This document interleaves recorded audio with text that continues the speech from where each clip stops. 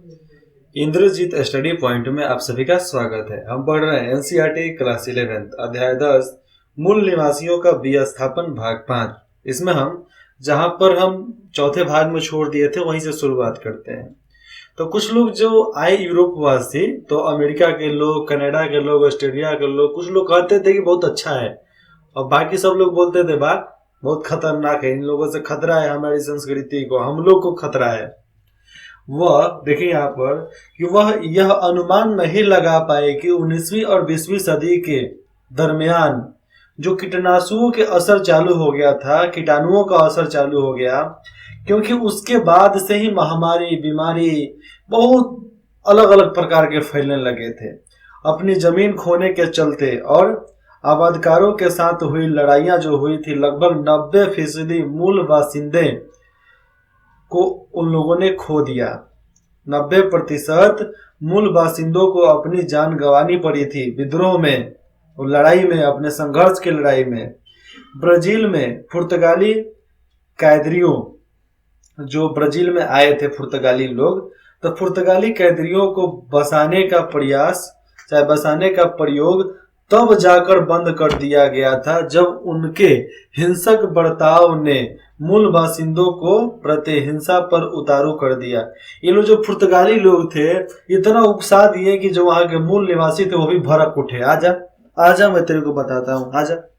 ऐसे बोलकर अब हिंसा पर वो भी उठ चुके थे कि तुम मारेगा तो हम भी मारेंगे। तो इस सब को देखते हुए कुछ वहां पर बदलाव किए गए और ब्रिटिशों ने स्वतंत्र होने तक अमेरिकी उपनिवेशों में यही तरीका अपनाया और फिर उसे ऑस्ट्रेलिया में भी जारी रखा था। अमेरिका से ऑस्ट्रेलिया में भी, अमेरिका में तो खत्म हुआ, फिर ऑस्ट्रेलिया में, ऑस्ट्रेलिया से भी खत्म हुआ। धीरे धीरे सब जगह से ब्रिटेन मतलब ब्रिटिशों का सर्वनाश हो चुका था। तो ऑस्ट्रेलिया के ज्यादातर शुरुआती आबादकार इंग्लैंड से निर्वासित होकर, इंग्लैंड से वो लोगों को निकालकर, वहां से हटकर निर्वासित होकर आए थे। मतलब वहां से जो देश निकाला नहीं दिया जाता, जब देश छोड़ के चले आते हैं, तो वो लोग ही ऐसे आए थे। और उनके कारावास पूरा होने पर ब्रिटेन वापस न लौटने की शर्त पर उन्हें ऑस्ट्रेलिया में स्वतंत्र जीवन जीने की इजाजत दे दी गई।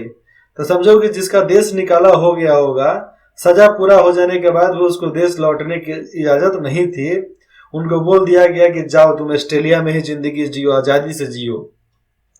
अपने क्षेत्र से इतने भिन्न इस इलाके में, अपने क्षेत्र से एकदम अलग इलाके में किसी भी तरह के सहारे के बगैर जीवन यापन करने के लिए उन्होंने खेती के लिए ली गई जमीन से मूल निवासियों को निकालकर बाहर करने में कोई झिझक नहीं दिखाई। रहे तुम्हारा जमीन है, हट भाग इधर से, अपना खेती होगा, अब हम खेती करेंगे यहाँ पर आकर। तो जो उधर से लोग आए यहाँ पर आकर खेती करने लगे थे। अब आप सबके मन में इच्छा जगता होगा कि ऑस्ट्रेलिया का विकास कैसा हुआ। जब ऑस्ट्रेलिया पर पूरे बाहर के लोग, यूरोपीय लोग जब कब्जा कर चुके थे, तो ऑस्ट्रेलिया का विकास हुआ कैसे। 1850 ऑस्ट्रेलियाई बस्तियों को स्व शासन का अधिकार मिला। 1850 में खुद के शासन का अधिकार मिल गया। 1851 में चीनी कुलियों, मतलब चीनी लोग, तो चीनी कुलियों का अप्रवास 1855 में कानून बनाकर इसे रोका गया। 1855 में कानून बना दिया गया और इन लोगों को रोक दिया गया।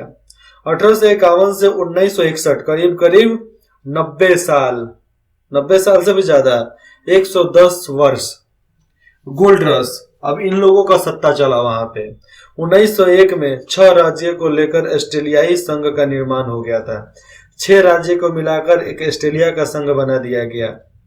1911 कैनबरा राजधानी बनाई गई थी 1911 में, आज भी शायद हो, लेकिन ऑस्ट्रेलिया का राजधानी मुझे पता नहीं।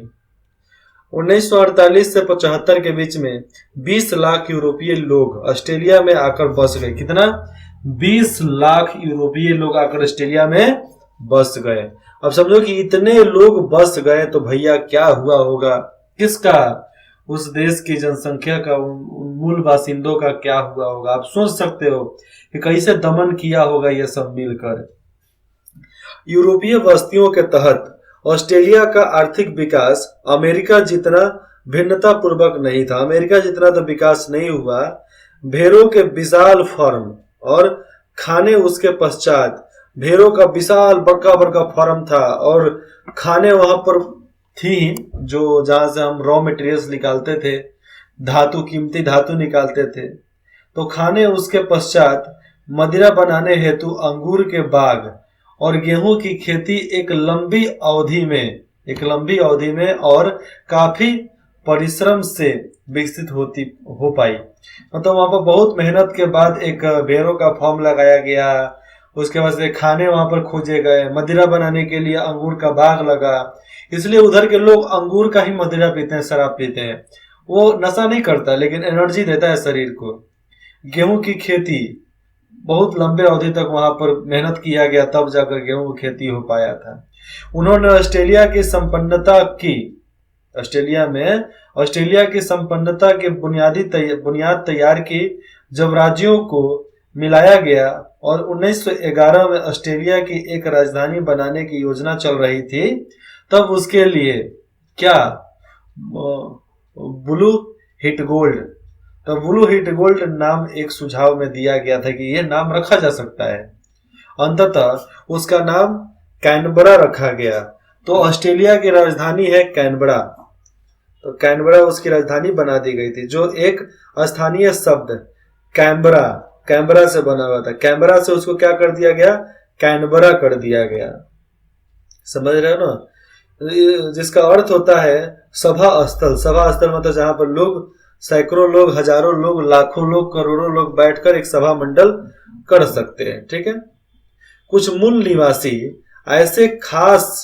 मूल निवासी वहां के ऐसे सख्त हालात में, जो सख्त हालात था, उस हालात में खेतों में काम करते थे। मतलब समझो कि पूरा गर्मी वाला इलाका में वो लोग काम करते थे, पूरा बरसात होने लगता था, बर्फ गिरने लगता था, तब भी काम करते थे।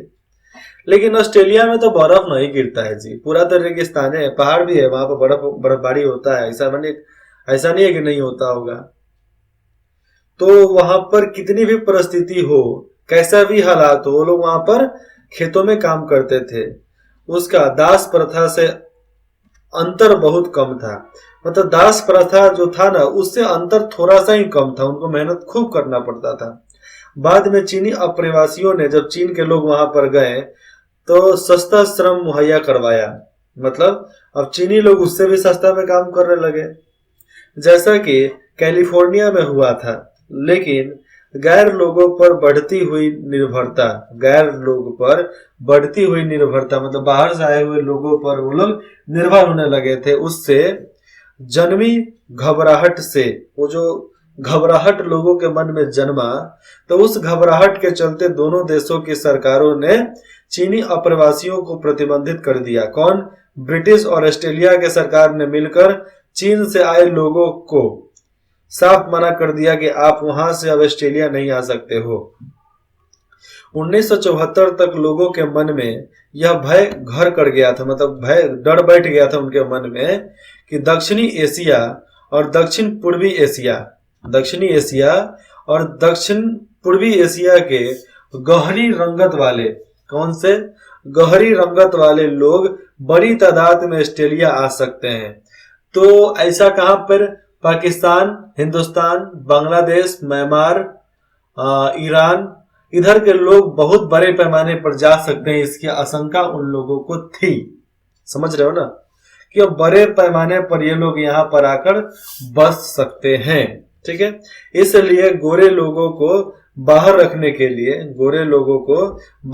के लिए सरकार ने एक नीति अपनाई कि बाहर के लोग यहाँ से इस कानून के अनुसार ही रह पाएंगे। अब देखो यहाँ पर बदलाव की लहर, हमने ऊपर क्या पढ़ा था, ऊपर का टॉपिक आप यहाँ पर देख सकते हो, इधर गया, हमने ऊपर बदलाव की लहर पढ़ रहे थे। तो बदलाव की लहर में ही हमने अभी तक पढ़ा, चौथा भाग उसी में खत्म हुआ था। ठीक है। अब हम फिर से बदलाव की लहर पढ़ेंगे, लेकिन इसमें टॉपिक कुछ दूसरा रहेगा। क्या रहेगा? दूसरा रहेगा। तो 1968 मतलब 1968, तो 1968 में एक मानव शास्त्री जिसका नाम था W.E.H. स्नेटर के एक व्याख्यान से लोगों में बिजली की तरंग सी दौड़ गई थी। क्या दौड़ गई थी? लोगों में बिजली की करंट सी दौड़ गई थी। व्याख्यान का शीर्षक द ग्रेट ऑस्ट्रेलियाइन साइलेंस। साइलेंस मतलब महान ऑस्ट्रेलियाई चुप्पी। ऑस्ट्रेलिया में एकदम पूरी तरीके से चुप्पी हो चुका।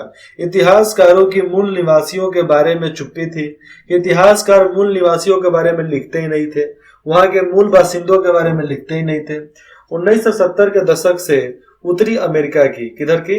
उत्तरी अमेरिका की तरह ही यहाँ पर भी मूल निवासियों को एक नए रूप में समझने की चाहत जग उठी थी कि उन लोगों को, मूल निवासियों को एक समझो, उनके बारे में जानो कि वो चाहते क्या, दर्द क्या है, कष्ट क्या है, ये सब जानने की एक लहर उठी सामने। उन्हें मानव शास्त्रीय जिज्ञासाओं के रूप में नहीं, मतलब समझो यहाँ पर कि जो मानव शास्त्रीय थे वो जिज्ञासाओं के रूप में नहीं बल्कि विशिष्ट संस्कृतियों वाले समुदाय के रूप में प्रकृति और जलवायु को समझने की विशिष्ट पदवियों के रूप में समझना चाहते थे कि वो मूल निवासी जो वहां के रहने वाले थे उनके संस्कृतियों की वजह से नहीं जाने जाए, वो किस तरह प्रकृति को समझते हैं, किस तरह जलवायु को समझते हैं, उस पद्धति के अनुसार उनको समझा जाना था। तो ये कुछ नया रूप से उनको समझना चाहते थे। इसलिए ऑस्ट्रेलिया के लोग क्या, हर इलाके के लोग जो जंगल में रहते हैं उनकी करतूतें देखो, उनकी हरकतें देखो, उनको लगेगा कि आप देखोगे ना तो लगेगा कि वो पेड़ पौधे से बात कर रहे हैं। नहीं, वो बात कर सकते हैं, जानवरों से बात कर सकते हैं। उन्हें ऐसे समुदायों के रूप में समझा जाना था जिनके पास अपनी कथाओं और कपड़ा साजी, चित्रकारी, हस्तशिल्प के कौशल का विशाल भंडार था और वह भंडार सराहने, आदर और अभिलेखन के योग्य था। उस आधार पे ये लोग जानना चाहते थे कि उनके पास बढ़िया से उनकी आत्मकथा हो, उनकी कथा हो, कपड़ा साजी, कपड़ा बनाने की चित्रकारी, हस्तशिल्प का कौशल हो, उनके पास विशाल भंडार हो हस्त कौशल का, कुछ नया बनाने का। तो इस तरीके से उन लोग देखते थे कि भैया ऐसे वो लोग हो सकते हैं। तो सराहने, आदर और अभिलेखन के योग्य देखते थे यूरोपीय लोग किसको? मूल बासिंदे। कहाँ के? ऑस्ट्रेलिया के। ऑस्ट्रेलिया के मूल बासिंदे लोगों को। ठीक है। तो यूरोपीय लोग पता था, यूरोपीय लोग जो थे उनको पता था, ब्रिटिश लोगों को पता था कि यहाँ के मूल बासिंदे इतने दिन से बसे हैं तो कुछ ना कुछ तो कारण होगा ना, ऐसे थोड़े बसे होंगे। इन सब की तरह में, इन सब की तह में, तरह नहीं तह में, तह मतलब इसके अंदर, तो तह में वह जरूरी सवाल था कि उनके बारे में ठीक से जानना। देखो, समुद्र की गहराई तभी नापी जा सकती है जब तुम समुद्र के अंदर जाते हो, जिससे आगे चलकर हेनरी रेनाल्ड्स ने, नाम था हेनरी रेनाल्ड्स ने, अपनी प्रभावशाली पुस्तक, उनका एक पुस्तक रिलीज हुआ जिसका नाम था वाई वॉरंट वी टोल्ड। तो आपने पुस्तक का नाम जाना क्या था? Why warrant we told. इसका मतलब होता है हमें बताया क्यों नहीं, मतलब हमें बताया क्यों नहीं। तब उसमें सामने रखा, मतलब इस किताब में सामने रखा उन लोगों के बारे में, हमने बताया क्यों नहीं। ठीक है। इस किताब में ऑस्ट्रेलियाई इतिहास लेखन, इस किताब में ऑस्ट्रेलियाई इतिहास लेखन के उस दर्रे भी, उस दर्रे मतलब क्या, उस दर्रे की भर्त्सना की गई है। मतलब जो इतिहासकार है, जो उनका इतिहास है लेखने का, उसके बारे में भी यहाँ पर भर्त्सना, मतलब उसके बारे में भी कुछ बढ़िया से डिजाइन करके बताया गया है। ठीक है। जिसमें कैप्टन कुक की खोज से ही इतिहास की शुरुआत मानी जाती है। वहां पर लिखा गया है कि कैप्टन कुक की शुरुआत से ही इतिहास की शुरुआत की गई है। तो उनके किताब में भी पहले कैप्टन कुक के बारे में लिखा गया है, उसके बाद ही ऑस्ट्रेलियाई लोगों के बारे में लिखा गया है। तो ये नियम होता है, प्रणाली, एक तरीके से बोला जाए तो एक नियमावली होता है जिसके अनुसार ये लोग लिखते उखते हैं। आप भी लिखोगे तो पहले आपका सीरीज होगा, सीरीज के बाद उसमें आप आदरणीय उदाय सब लगाकर तब आगे अपना बात लिखोगे, तब नीचे किताब लिखोगे। लेटर आप जानते हो कितना ढंग से लिखा जाता है, बस वैसा ही एक किताब लिखने का भी ढंग होता है जिसको इंग्लिश में बोलते हैं क्या बोलते हैं, स्टेनोग्राफी, शायद स्टेनोग्राफी। उसके बाद से मूल निवासियों की संस्कृतियों का अध्ययन करने के लिए विश्वविद्यालय विभागों की स्थापना हुई थी। वहां पर विश्वविद्यालय बनवाए गए जहां पर मूल निवासी पढ़ सके। कला दीर्घाओं मतलब आर्ट गैलरी, तो आर्ट गैलरी में देसी कलाओं की दीर्घाएं शामिल की गई कि देसी लोग अपनी कलाओं को यहाँ पर प्रस्तुत कर सकते हैं। देसी संस्कृति को समझाने वाले कल्पनाशील तरीके से सज्जित कमरों के लिए संग्रहालयों में जगह बनाई गई। मतलब देसी लोगों के लिए, देसी सामानों के लिए संग्रहालय में, म्यूजियम में एक जगह बनाई गई। और मूल निवासियों ने अपने जीवन, जो भी उनका जीवन रहा, इतिहासों को लिखना शुरू किया कि हमारी जिंदगी कैसी थी, हमने जिया कैसे, हमने सीखा कैसे, हमने समझा कैसे, हमारे पूर्वज क्या करते थे, ये सब उन लोगों ने लिख डाला। यह सब एक अद्भुत प्रयास है। यह प्रयास समय रहते शुरू हो गया था, यहाँ पर माना जाता है। अगर मूल निवासियों की संस्कृतियों की अनदेखी बदसूरत जारी रहती, मतलब वो सब उनके बारे में नहीं बोलते, नहीं समझते, नहीं पढ़ते, वैसे ही जारी रहती, तो इस समय तक उसका काफी कुछ विस्मृति की गर्त में जा चुका होता। मतलब उनकी जो याद शक्ति, उनकी जो कल्पना थी, ये सब चीज विलुप्त हो जाता, हम लोग भूल जाते, किसी को मालूम ही नहीं चलता अभी तक। 1974 में संस्कृतिवाद, मतलब अनेकों संस्कृति को साथ लेकर चलना, तो बहुसंस्कृतिवाद ऑस्ट्रेलिया की राजकीय नीति रही कि बहुसंस्कृतिवाद से ही हम चलेंगे। इसलिए भारत में भी अपने अपने संस्कृति को पाने, अपने अपने संस्कृति को ले चलने के लिए सब कोई आजाद है, सब कोई स्वतंत्र है। जिसने मूल निवासियों की संस्कृतियों और यूरोप तथा एशिया के अप्रवासियों की भांति की संस्कृतियों को सामान्य आदर दिया है। मतलब यहाँ पर वहाँ के मूल निवासियों की जितनी भी संस्कृति है, यूरोपीय तथा एशिया के अप्रवासी जितने भी लोग थे, भांति जो भी संस्कृति उनकी थी, उनको सामान्य आदर दिया। ऐसा नहीं कि आपकी विद्रोह करेंगे, ये नहीं मानेंगे, नहीं, हर चीज को एक सामान्य आदर दिया गया था। ये मैं नहीं बोल रहा हूँ, किताब ही बोल रहा है ना।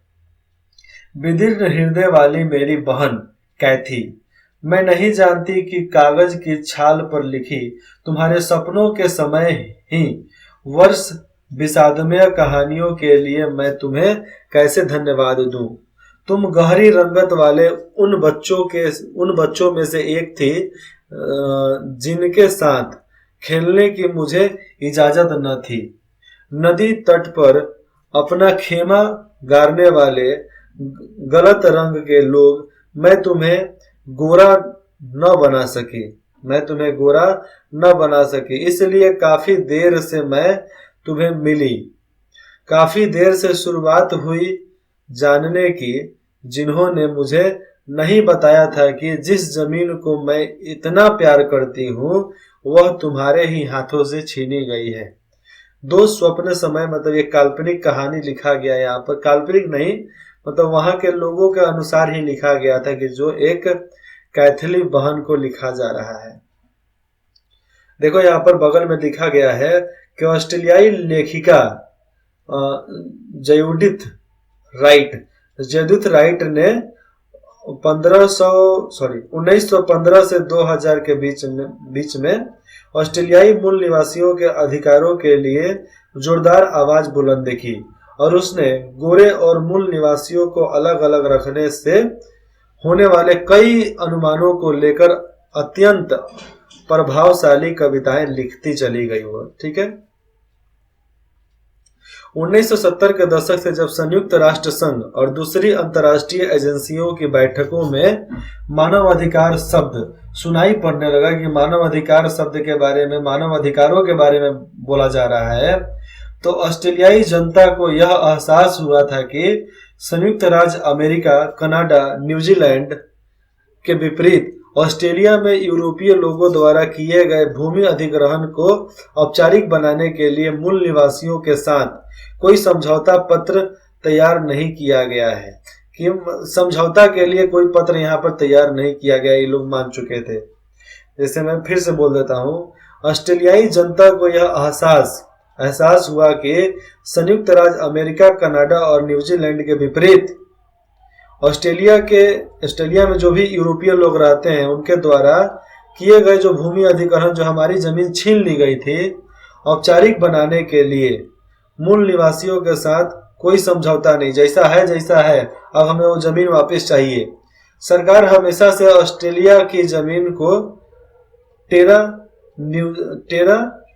न्यूलियस कहती आई है। टेरा न्यूलियस का मतलब क्या होता है? इसका मतलब होता है जो किसी की नहीं है, मतलब ऑस्ट्रेलियाई जमीन किसी की नहीं है। ये अमेरिका के लोग बोलते थे हमेशा, क्या हमेशा बोलते थे कि जमीन किसी की नहीं है। सरकार का यही कहना था। और इसके अलावा चाहे जो भी सरकार हो, इसके अलावा वह अपने आदिवासी रिश्तेदारों से छीने गए मिश्रित रक्त वाले बच्चों का एक लंबा और यंत्रणापूर्ण इतिहास भी था कि जो मिक्स रंग वाले काला, उजर, सफेद, सांवला, इन सब बच्चों को जो वहां से उठा लिया गया था, इनके बारे में उनका यंत्रणापूर्ण उन पर बहुत सारी कठिनाइयां भी तो हुई थी। उनको गुलाम बनाकर रखा गया था। मूल निवासी यूरोपीय, तो सब करने वाले थे मूल निवासी यूरोपीय। तो ऑस्ट्रेलिया के सभी लोगों को ये लोग कुछ लोगों को उठवाना ही था भैया, क्योंकि आदिवासी की पूछ कौन करता था उस समय। उनको गुलाम बनाने के लिए कुछ भी कर सकते थे ये लोग।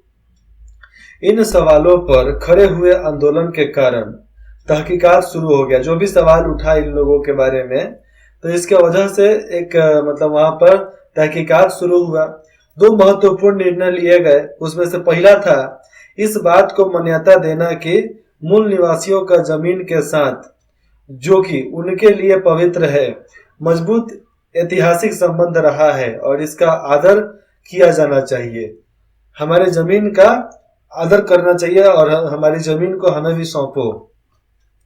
और दूसरा था पिछली गलतियों को धोया तो नहीं जा सकता, लेकिन गोरे और रंग बिरंगे लोगों को अलग अलग रखने की कोशिश करके बच्चों के साथ जो अन्याय किया जाता था, इसके तो ये लोग नया नया कानून बनाने लगे कि अब तो भैया ये जो पहले की गलती हो चुकी थी, दूसरा में था कि जो पहले गलती हो गया है हमसे, उसको धोया तो नहीं जा सकता, बदला नहीं जा सकता, लेकिन इतना किया जा रहा है कि जो रंग भेद है गोरे और काले सांवले में, ये सब अलग रखा जाए, खत्म किया जाए। कोशिश किया जाए कि जो अन्याय जो बच्चों के साथ हो रहा है वो अन्याय अब किसी के साथ ना हो।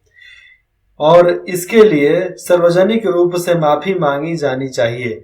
और सार्वजनिक रूप से माफी मांगने के लिए भी यहाँ पर बोला गया था। ठीक है, अब देखिए 1974 में क्या होता है। गोरे ऑस्ट्रेलिया की नीति का खात्मा हुआ। एशियाई अप्रवासियों को प्रवेश की इजाजत मिली थी, लोग आने लगे थे और कुछ समय के लिए बंद कर दिया गया था। 1992 में ऑस्ट्रेलियाई हाई कोर्ट द्वारा माबो केस में टेरा न्यूलियस की कहानी अवैधता की घोषणा, मतलब वो अवैध कर दिया गया। और 1770 के पहले से जमीन पर मूल निवासियों के दावे को मान्यता दी गई कि जो जमीन इनका है दिया जाए वापस। 1995 आदिवासी और टोरस स्टेट टापूवासी, जो टोरस स्टेट में रहते थे, वैसे टापूवासी बच्चों को उनके परिवारों से अलग किए जाने के मामले में राष्ट्रीय जांच बैठाई जाए और जांच करके रिपोर्ट दिया जाए। 1999 1820 से लेकर 1970 के दशक के बीच गुम हुए बच्चों से माफीनामे के तौर पर राष्ट्रीय क्षमा याचना दिवस, नेशनल सॉरी डे मनाई जाएगी। तो ऑस्ट्रेलियाई हाई कोर्ट के अनुसार 1999 जो बच्चा गुमनाम हो चुके थे, जो बच्चा वहां से गुम हो चुके थे, उन बच्चा से माफी मांगने के लिए एक राष्ट्रीय क्षमा याचना दिवस का शुरुआत किया गया, जिसको नेशनल सॉरी डे के नाम से जानते हैं। 26 मई से मनाया जाने लगा था। ठीक है, तो 26 मई को हम नेशनल सॉरी डे मनाते हैं। हमें आशा है कि आप भी हम मनाएंगे। हम क्यों मनाएं? हम ऑस्ट्रेलिया निवासी थोड़े हैं, ऑस्ट्रेलिया के लोग थोड़े हैं, हम लोग अत्याचार थोड़े किए हैं, हम लोग किसी को मारे पीटे थोड़े, हम किसी का जमीन थोड़े हड़पे, हम कुछ करंटे नहीं किए, तो हम काहे माफी मांगे भैया। द नेशनल सॉरी डे केवल उन लोगों के लिए है जो विदेशी लोग हैं, ऑस्ट्रेलियाई लोग हैं, जिन्होंने बच्चों पर गलत प्रभाव डाला, जिन्होंने बच्चों पर गलत किया, बच्चों को उठाया, बच्चों को उठाकर दास बनाया। इसलिए वहां पर एक दिन साबित कर दिया गया सॉरी डे। आज के वहां के नौजवान इधर उधर से गलती करते हैं तो उस दिन सॉरी बोलते हैं आपस में। तो सॉरी डे हुआ किस लिए और सॉरी डे मनाते हैं गधे किस लिए? वैलेंटाइन डे के दिन वैलेंटाइन को लटका दिया गया और आज के गधे लोग वैलेंटाइन डे के दिन सेक्सुअल रिलेशनशिप बनाते हैं, सेक्सुअल लाइफ जीते हैं। समझ रहे हो ना? तो ऐसे अधभ्रांस और अघटिया लोग इस धरती पर हैं, तो इस धरती का विनाश होने से कोई नहीं रोक सकता है। समझ रहे हो? इसलिए आपको मनाने की कोई जरूरत नहीं है। No Valentine, no children, no sorry day. Sorry day कौन सी यार? तुमसे गलती हुआ है तो तुम मानो, सच्चाई मानो कि हमने गलती किया। 50 बार झूठ बोलने से अच्छा है कि एक बार सच बोलो, लात खा लो, शांत रहो। सिंपल। अब देखो यहाँ पर अभ्यास एक एक बता देता हूं। दक्षिणी और उत्तरी अमेरिका के मूल निवासियों के बीच के फर्कों से संबंधित किसी भी बिंदु पर टिप्पणी दें। आपको यहाँ बताना है कि दक्षिणी और उत्तरी अमेरिका के मूल निवासियों के बीच में, दक्षिणी और उत्तरी अमेरिका के मूल निवासियों के बीच में क्या फर्क थे, उनमें से एक टॉपिक उठाकर उस पर पूरा डिटेल्स लिख देना है। ठीक है, आराम से हो जाएगा। आप केवल किस चीज पर लिखो? अत्याचार पर लिखो। जब यूरोपीय लोग आया करते थे, यूरोपीय लोगों के बारे में लिख डालो। इसको लिखोगे तो आराम से 2-3 पन्ना तो भर ही सकते हो। संक्षेप में निबंध लिखिए, मतलब पूरा इसको बड़ा सा लिखना है। लोगों की संस्कृति को समझने में संग्रहालय की गैलरी में प्रदर्शित चीजें कितनी कामयाब रही। ऑस्ट्रेलियाई लोगों को समझने के लिए जो गैलरी लगा था वो कितना ज्यादा फेमस, कितना ज्यादा सफल हुआ वो। और उसी में किसी संग्रहालय को देखने के अपने अनुभवों के आधार पर सुधारण विचार कीजिए। अगर आप किसी म्यूजियम में गए हैं तो आपने वहां पर क्या देखा, क्या सीखा, क्या समझा, उसके बारे में यहाँ पर आगे लिख सकते हैं। तो यहाँ पर आपका ये अध्याय 10 खत्म होता है। ठीक है, अगला पढ़ेंगे अध्याय 11, आधुनिकरण के रास्ते। किस चीज के रास्ते? आधुनिकरण के रास्ते। अब 1900 से लेकर 2000 के बीच में पढ़ेंगे क्या क्या क्या क्या कांड हुआ था। ठीक है, आपको कुछ भी डाउट है, संदेह है, कुछ बताना चाहते हैं, कुछ सिखाना चाहते हैं, कुछ हमें एक्स्ट्रा नॉलेज देना चाहते हैं, तो आप बेझिझक हमें कमेंट कीजिए। आपके कमेंट का इंतजार रहेगा। इंद्रजीत स्टडी पॉइंट से जुड़ने के लिए आप सभी का बहुत बहुत धन्यवाद।